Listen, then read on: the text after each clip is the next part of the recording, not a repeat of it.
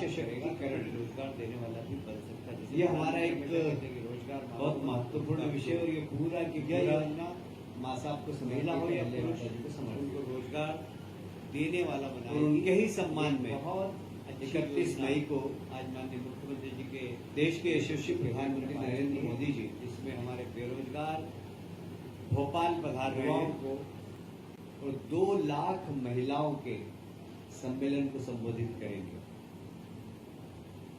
महिला सशक्तिकरण के लिए जो कार्यक्रम केंद्र सरकार और प्रदेश सरकार के द्वारा किए जा रहे हैं, जिस प्रकार महिला कामगारों के लिए औद्योगिक क्षेत्र में उनके आवास की व्यवस्था केंद्र सरकार और राज्य सरकार के सहयोग से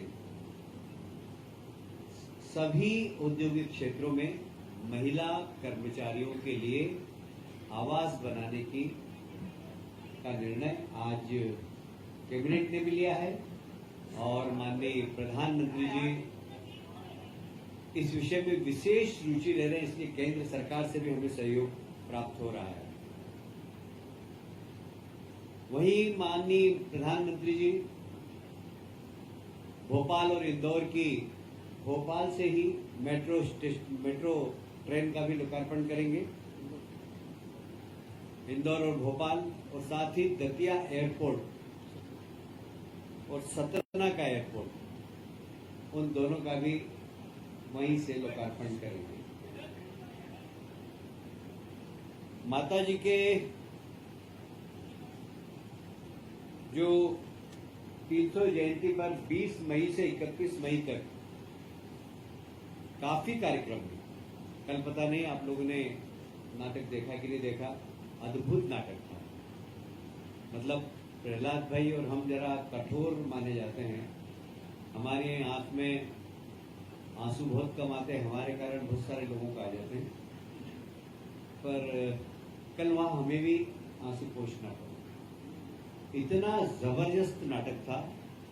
माननीय मुख्यमंत्री जी ने वहीं पर निर्णय लिया कि प्रदेश के जहां जहां जो शहर मांगेगा वहां पर ये नाटक हम कराएंगे और उसके प्रोग्राम भी बन गए हैं। कालिदास संस्कृति अकादमी उज्जैन में भी होगा। महिदपुर में देवी अहिल्या केंद्रित महिला कवि सम्मेलन होगा। ग्वालियर, भोपाल, बैतूल में यही महानाट्य प्रस्तुत किया जाएगा। इंदौर में एकल कविता पाठ व सांस्कृतिक गतिविधियां लगातार चलेगी। देवी अहिल्या केंद्रित महानाट्य शिव योगिनी अहिल्या, ये भी अब एक बार फिर से लता मंगेशकर ऑडिटोरियम में होगा। राजबाड़ा परिसर में माता जी के लिए एक समर्पित महिला सशक्तिकरण के लिए भी कार्यक्रम होगा। राहवीर योजना, जब कभी भी एक्सीडेंट हो जाता तो साधारणतः लोग देख के और आगे बढ़ जाते हैं। हमारे देश के प्रधानमंत्री को भी इसकी चिंता थी और हमारे प्रदेश के यशस्वी मुख्यमंत्री जी ने भी इसकी चिंता प्रकट की। मुझे कहते हुए गर्व है कि अब कहीं पर भी एक्सीडेंट होगा, जो भी राहगीर रोक कर उस घायल व्यक्ति को अस्पताल तक पहुंचाएगा या उसको प्राथमिक स्वास्थ्य केंद्र तक पहुंचाएगा, उसको 25,000 रुपये सरकार की ओर से मिलेगा। उसको तत्काल 108 एम्बुलेंस पर फोन भी करना होगा। और ये राहवीर योजना निश्चित रूप से बहुत सारे लोगों की जान बचाने में बहुत महत्वपूर्ण भूमिका अदा करेगी। और जब जिस व्यक्ति को पुरस्कार मिलेगा उसको पुलिस परेशान भी नहीं करेगी। एक निर्देश शासन की ओर से है कि जो भी व्यक्ति घायल व्यक्ति को उपचार के लिए या उसकी जान बचाने के लिए सहयोगी बनकर सामने आए, पुलिस उसके सहयोगी बने, उससे प्रश्नवाचक चिन्ह नहीं करे।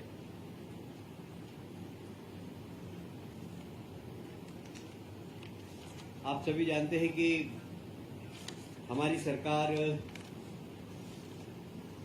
किसानों को उनकी आय दुगनी हो, और इसलिए आपने देखा होगा कि एमएसपी हम लगातार बढ़ा रहे हैं। जहाँ एमएसपी बढ़ा रहे हैं वहाँ पर हम किसान के उत्पादन को खरीद भी रहे हैं, और इसलिए इस बार हमारी सरकार ने एमएसपी तो 2400 और 2500 रुपये निर्धारित की गई थी। हमारी सरकार ने 75 रुपये प्रति क्विंटल बोनस देकर 2600 रुपये प्रति क्विंटल में खरीदा, और इस बार रिकॉर्ड खरीदी हुई है, जो पिछले वर्ष की तुलना में लगभग 30 मीट्रिक टन अधिक, लगभग 62% अधिक है। 30 लाख मीट्रिक टन अधिक है, जो 62% पिछले बार की तुलना में अधिक है। मुझे ये कहते हुए बहुत प्रसन्नता है कि लगभग 20,000 से 20,000 करोड़ रुपया किसानों को बांटा गया, उनका पूरा उत्पादन खरीदा गया। 9 लाख किसानों से टोटल खरीदा गया है, और माननीय मुख्यमंत्री जी ने, विभाग के अधिकारी और माननीय मंत्री जी को भी धन्यवाद दिया है, और पूरे मंत्रिमंडल ने मुख्यमंत्री जी को इस अच्छे कार्य के लिए बधाई भी दी है।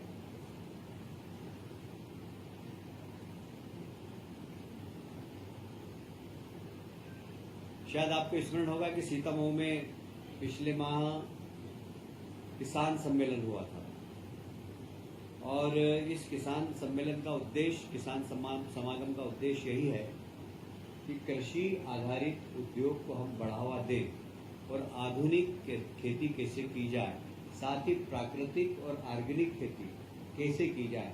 वहाँ न सिर्फ प्रशिक्षण दिया जा रहा है, इसका मार्केट भी डेवलप हो। इसके लिए किसान समागम पिछले समय बहुत ही सफलतापूर्वक सीतामऊ में संपन्न हुआ है। दूसरा हमारा इसी प्रकार का किसान समागम नरसिंहपुर में 26 से 28 मई के बीच में होगा, जहां कृषि आधारित उद्योग पर चर्चा होगी। उसी प्रकार क्रॉप पैटर्न बदलने का मार्गदर्शन देंगे उन्हें, किसान उन्नत हो, किसान की आय डबल हो, और ऑर्गेनिक और प्राकृतिक खेती की तरफ किसान जाए, इस दिशा में उनको प्रशिक्षण देने का काम इसमें होता है। और साथ ही वैल्यू एडिशन कैसे हो सकता है, गांव के अंदर ही छोटे उद्योग, बड़े उद्योग, किसान सिर्फ उत्पादन नहीं करे, रोजगार देने वाला व्यक्ति भी बने, इसके लिए भी वहां पर प्रशिक्षण देने का काम हम लोग करने वाले हैं।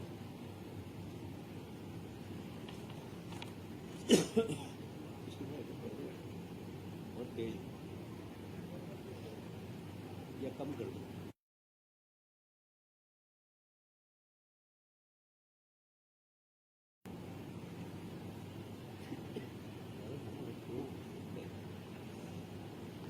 मित्रों, आप सभी जानते हैं कि शहरों का विकास बहुत तेजी से हो रहा है, और कई बार दो शहरों के बीच में यदि विकास करना हो तो कौन सी एजेंसी करे, ये हमेशा एक प्रश्न चिन्ह उठता है। जैसे इंदौर के लिए हमको अंतर्राष्ट्रीय एक एयरपोर्ट चाहिए।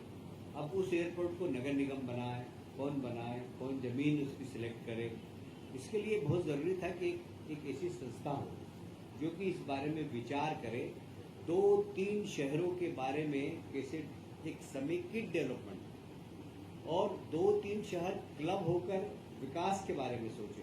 इसके लिए महानगर काउंसिल का एक, जब संविधान का 74वां संशोधन हुआ था, उस वक्त संविधान में ये गाइडलाइन थी कि शहरों को एक महानगर परिषद बनाना चाहिए। तो हमने भी आज की कैबिनेट में महत्वपूर्ण निर्णय लिया है, जिसमें इंदौर, भोपाल, उज्जैन, जबलपुर, ग्वालियर मेट्रोपॉलिटन विकास प्राधिकरण बने। अब अभी एक हमने नियम का एक ढांचा बनाया है। उसके बाद इसमें कैसे हमें जनप्रतिनिधि को जोड़ना, जनप्रतिनिधियों के लिए काम जनप्रतिनिधियों के मार्गदर्शन में काम करना, यह जब प्राधिकरण बना है तो इसका काम सिर्फ दो संस्थाओं के बीच में गैप फिलिंग का, इससे नगर निगम का काम प्रभावित नहीं होगा, प्राधिकरण का काम प्रभावित नहीं होगा, वो अपने क्षेत्र में काम करते रहेंगे। बाकी हम एक सहयोगी संस्था बनकर काम करेंगे और इसके चूंकि मुख्यमंत्री इसके चेयरमैन होंगे और इसलिए ये प्राधिकरण शहरों को व्यवस्थित विकास में, जो जैसे अब इंदौर के आसपास हम बात करते हैं, इंदौर, उज्जैन, धार, कुछ हिस्सा देवास का, कुछ हिस्सा हम धार का, इसे सबको मिलाकर एक मेट्रोपॉलिटन काउंसिल बना रहे हैं और उसके पूरे समुचित विकास का, ट्रांसपोर्टेशन कैसा होगा, 25 साल बाद वहाँ आवागमन कैसा होगा, कितने व्हीकल होंगे, तो हमें उस हिसाब से अभी से सड़कों का प्लान है। यहाँ पानी की आवश्यकता कितनी होगी, तो अभी से हम पानी के सोर्सेज के बारे में हम अभी से उसके बारे में सोचेंगे। ये समुचित मेट्रोपॉलिटन एरिया के अंदर पीने का पानी कितना लगेगा, यदि उस क्षेत्र के अंदर खेती है तो खेती किसान को पानी समुचित रूप से मिल सके, क्योंकि हमारे खेत को पानी देने का हमने संकल्प लिया। तो ये सब काम मेट्रोपॉलिटन काउंसिल करेगी और इसके 3 चरणों में इसकी कमेटी है। 2 चरणों के चेयरमैन मुख्यमंत्री होंगे, 1 चरण के माध्यम तीसरी हमारी काउंसिल बनेगी, उसमें लोकल शहर के सांसद, कमिश्नर, सारे जनप्रतिनिधि होंगे। इसमें जनप्रतिनिधियों का मार्गदर्शन और जितने विधायक इस क्षेत्र के हैं वो सब कभी भी आकर किसी भी प्रकार का कोई सुझाव देना चाहें तो दे सकेंगे। कुल मिलाकर इसका उद्देश्य है कि 2 संस्थाओं के बीच में फिल अप द गैप, जो गैप भरने का एक काम करेगी और विकास तेज गति से हो इस दिशा में काम करेगी।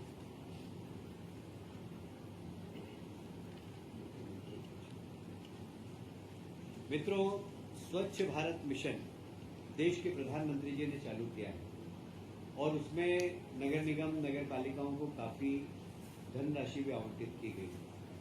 अब जो भारत सरकार का स्वच्छ भारत मिशन में है 2.0 में बहुत सारे ऐसे प्रावधान है जो नंबर 1 में नहीं थे और इसलिए उन प्रावधानों की कमी दूर करने के लिए, जैसे मैं एक उदाहरण दूँ आपको कि पहले स्वच्छ भारत मिशन के माध्यम से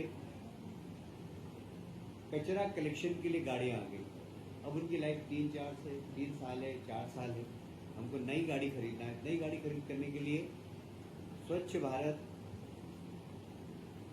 2.0 में वो प्रावधान अब नहीं है और इसलिए हम अब मुख्यमंत्री शहरी स्वच्छता कार्यक्रम हम वापस चालू कर रहे हैं। पहले ये हालांकि 2012 में चालू किया था और इसको बाद में जब स्वच्छ भारत मिशन आया तो यह शून्य हो गया था, क्योंकि वो बहुत बड़ी राशि भारत शासन से आ रही थी।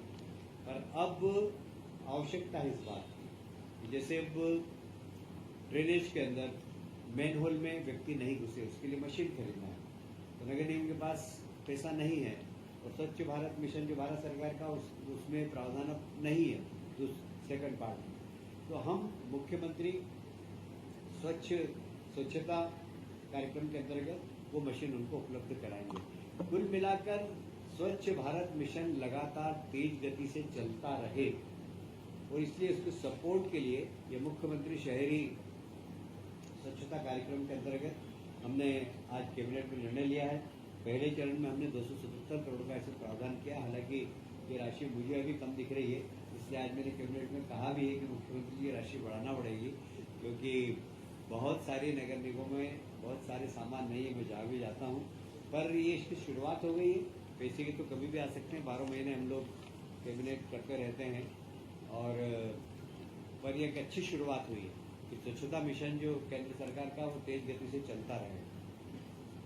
आज एक महत्वपूर्ण निर्णय और हुआ, फिर उसको वैसे कर दिया, जिसे ऊपर कर दो।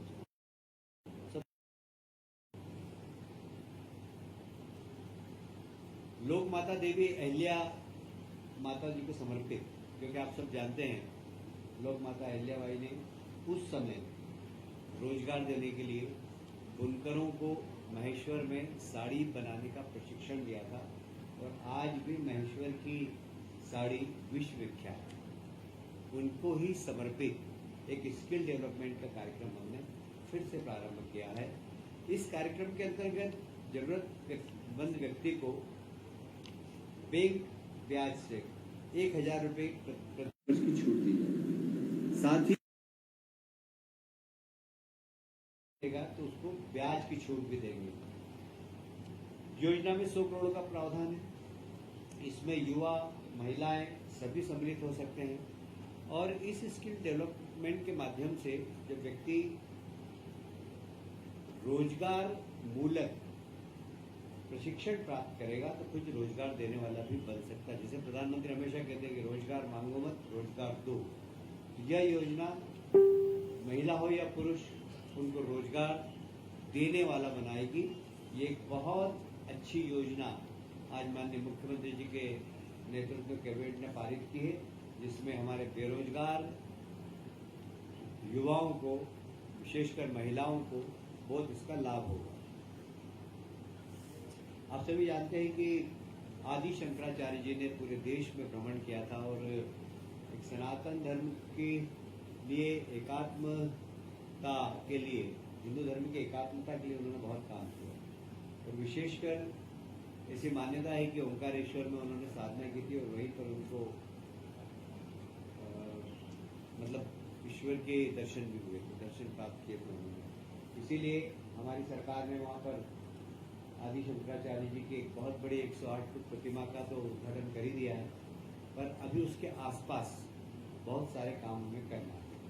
जैसे उनके जीवन से संबंधित, उनके साहित्य से संबंधित और सनातन परंपरा के अनुसार किस प्रकार हमारी पुरातन परंपराएं थी, उस सब के विकास के लिए आज 2100 करोड़ रुपए का एक प्रावधान किया है, जिसमें वहाँ लोग प्रशिक्षण ले सकेंगे, वहाँ लोग रहकर अध्ययन कर सकेंगे, लाइब्रेरी होगी, वहाँ रिसर्च मतलब लोग शोध कर सकेंगे और एक ऐसा केंद्र बन रहा है वो, जो कि एक टूरिज्म के लिए भी बहुत अच्छा होगा।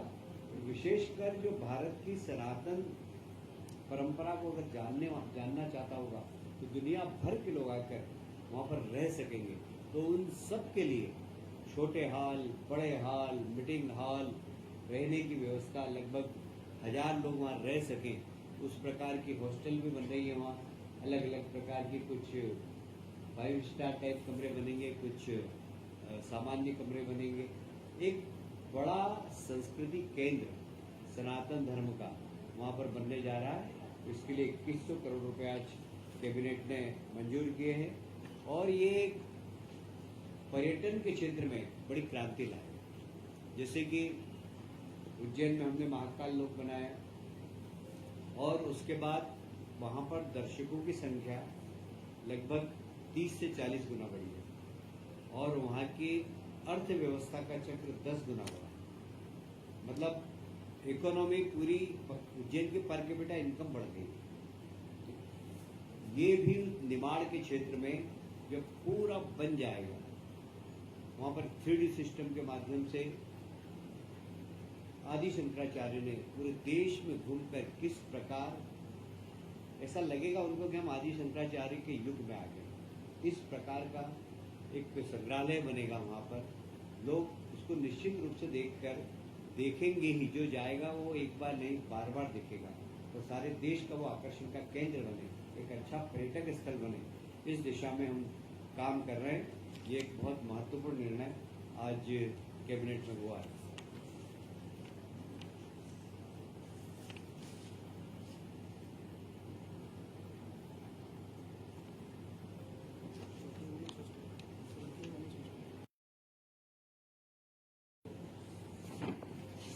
जैसा कि मैंने अपने बात के प्रारंभ में ही कहा था कि वर्किंग वुमेन हॉस्टल सब इंडस्ट्रियल एरिया के अंदर हम बनाने का निर्णय लिया है।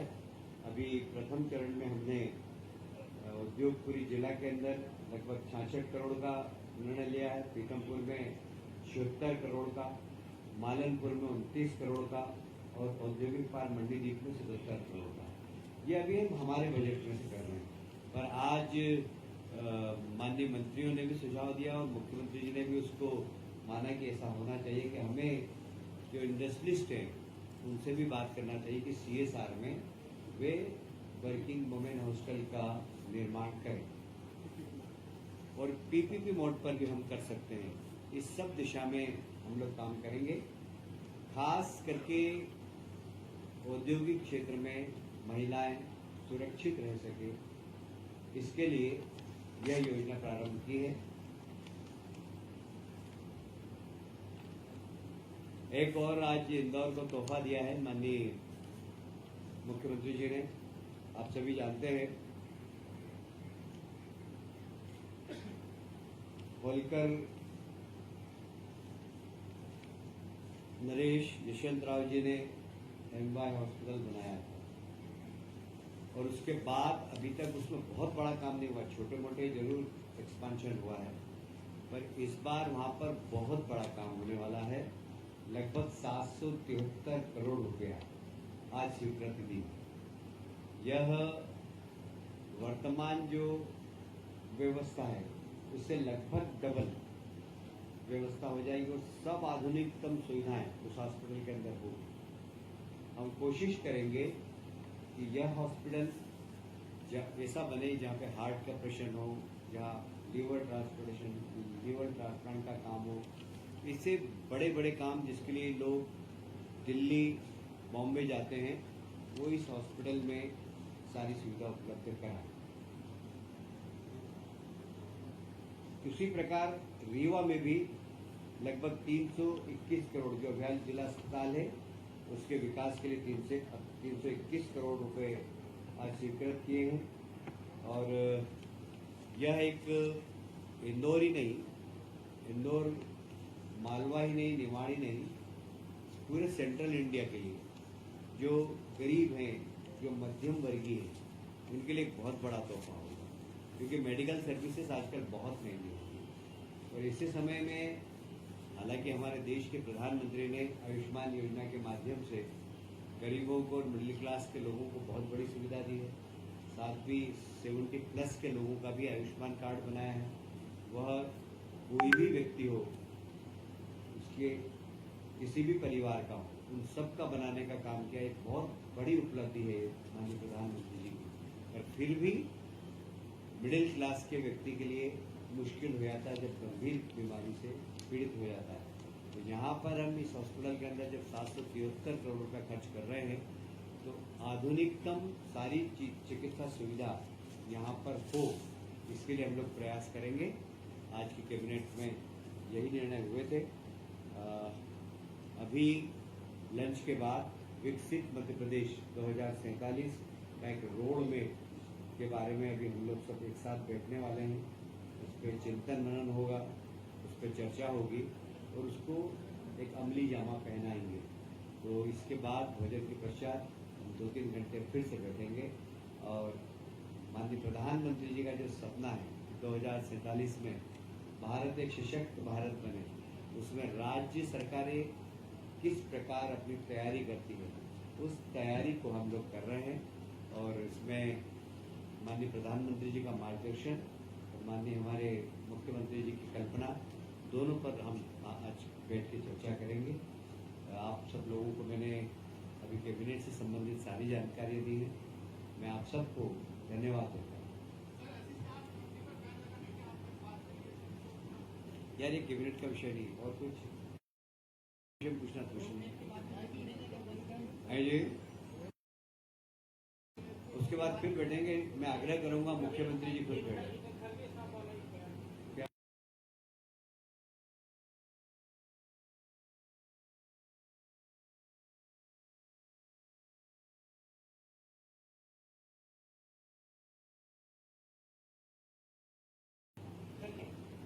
देखिए खड़गे जी जो बयान देते हैं हमें बहुत वरिष्ठ है, उनके बारे में कुछ टिप्पणी करो तो अच्छा नहीं, पर हमेशा एक बात का ध्यान रखना चाहिए, कोई सा भी राजनीतिक दल कि नेशन फर्स्ट। दुर्भाग्य से लोग ऐसे ऐसे विषयों पर देश के अंदर राजनीति कर रहे हैं जिस पे नहीं होना चाहिए। मुझे याद आता है अटल बिहारी वाजपेयी को, कल शरद पवार जी ने भी अपने भाषण में कहा कि जब नरसिंह राव जी प्रधानमंत्री और मानवाधिकार का हनन हो रहा है जम्मू कश्मीर में, इसको लेके एक सख्त नोटिस यूनाइटेड नेशन में थे। नरसिंह राव जी पस्त हो गए थे क्योंकि प्रतिबंध लगने वाले। उस समय नरसिंह राव जी ने अटल जी से कहा कि इसका नेतृत्व आप करें। सलमान खुर्शीद विदेश मंत्री, उसमें अटल बिहारी वाजपेयी जी ने यूएन में भारत का पक्ष रखा। शरद पवार जी भी उस मंत्रिमंडल में शामिल थे। कल शरद पवार जी ने इस बात का जिक्र भी किया। जब देश की बात हो तो हमें राजनीति नहीं करनी चाहिए। तो इसलिए खड़गे जी जो बोल रहे हैं, राहुल गांधी जी जो बोल रहे हैं, देश की जनता समझ रही, मैं उसके ऊपर कोई टिप्पणी करूं ये मैं उचित नहीं। Thank you.